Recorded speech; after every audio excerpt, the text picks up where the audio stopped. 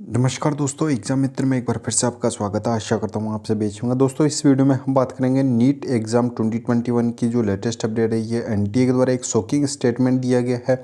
आपका exam cancelled होगा या नहीं होगा, तो इस वीडियो में जानकारी मिलेगी। वीडियो को शुरू से अंत तक जरूर देखिए। और दोस्तों, अगर हमारे चैनल पर नए हैं, चैनल को सब्सक्राइब करें, बेल आइकन को दबाएं, जिससे कि आने वाले सभी वीडियोज़ की नोटिफिकेशन आपको मिल सके। तो दोस्तों, जैसा कि आप डीएनए इंडिया की वेबसाइट पे भी देख सकते हैं, इनका एक अभी का लेटेस्ट स्टेटमेंट है वो दिया गया है सितंबर 19 का। तो इसमें NTA NEET 2021 entrance exam cheating case can not be called leak says NTA. तो नेशनल टेस्टिंग एजेंसी के द्वारा ये कहा गया है कि जो चीटिंग हुई है उसे लीक नहीं कहा जा सकता। According to NTA, only one student was involved in the माल practice and question paper was not circulated widely, it would not be right to term it a leak।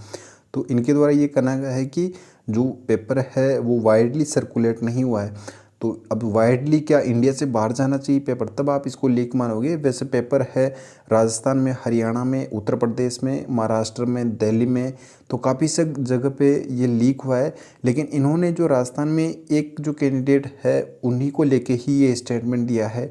बाकी के जो जितने भी स्टेट में जो लीक हुआ है, डमी कैंडिडेट बैठाए गए हैं, तो उन पे इनके द्वारा कोई भी स्टेटमेंट नहीं दिया गया है। केवल ये इसी जो जयपुर वाला केस है इसी को लेके बैठे हैं और इसको यही करे कि वाइडली सर्कुलेट नहीं हुआ है।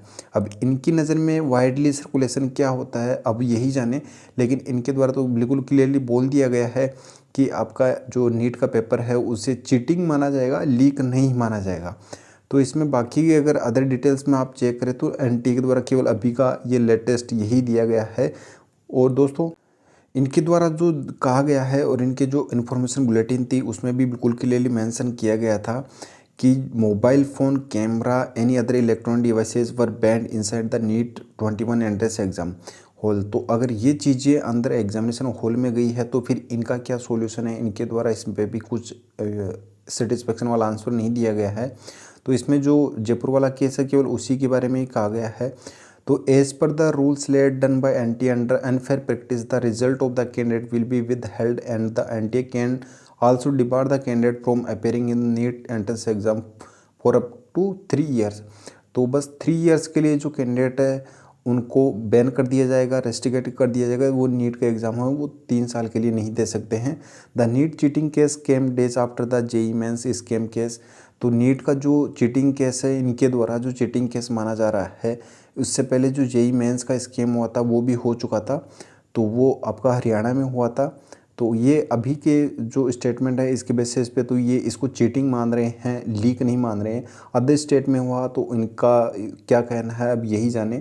तो दोस्तों, अगर आपका क्या ओपिनियन है आप कमेंट बॉक्स में ज़रूर बताइए। अगर मैं मेरा ओपिनियन देना चाहूँ तो ये चीटिंग नहीं, एक तरीके से लीक ही कहूँगा। अगर मैं एनटीए का डीजी होता तो मैं बिल्कुल क्लियरली इसे लीक ही मानता। और meanwhile it is expected that the NTA would soon publish the final answer key of NEET 21 entrance exam on its official website. तो हैंस प्रूव्ड ये जो स्टेटमेंट दिया गया है इसके बेसिस पे यही कहा जा सकता है कि एनटीए के द्वारा जल्द ही आपकी जो फाइनल आंसर की है वो भी जारी कर दी जाएगी। तो आंसर की जारी होते ही दोस्तों सारे के सारे जो भी आपके पास में ऑप्शंस हैं वो सारे क्लोज हो जाएंगे। तो अगर आपको अभी ही इस पर कुछ एक्शन चाहिए तो आपको यूनिटी बनानी होगी और आपको इसके अगेंस्ट है वो कुछ ना कुछ करना होगा, तभी इस जो नीट का 2021 का एग्ज़ाम हुआ है तो इस पर कुछ ना कुछ कार्रवाई हो सकती है। तो आप ट्विटर के बेसिस पे या आप ऑनलाइन जो भी है आप वो प्लेटफॉर्म यूज़ में कर सकते हैं। साथ ही आपको यूनिटी के साथ में ही करना होगा। और दोस्तों, इसमें जो काफ़ी सारे बच्चों की ये है कि सुप्रीम कोर्ट में याचिका दायर की जाएगी। तो अगर आप इसका इन्फॉर्मेशन बुलेटिन रीड करेंगे तो उसमें बिल्कुल क्लियरली मेंशन किया गया है कि कोई भी केसेज या कोई भी इश्यूज रहता है तो वो दिल्ली हाई कोर्ट में ही उसकी सुनवाई की जाएगी। तो दिल्ली हाई कोर्ट के थ्रू ही इस पर कुछ ना कुछ कार्रवाई हो सकती है। तो दोस्तों, अभी के लिए यही अपडेट थी। अदर कोई भी अपडेट आएगी तो उसकी इन्फॉर्मेशन आपको प्रोवाइड करवा दी जाएगी। धन्यवाद। जय हिंद, जय भारत।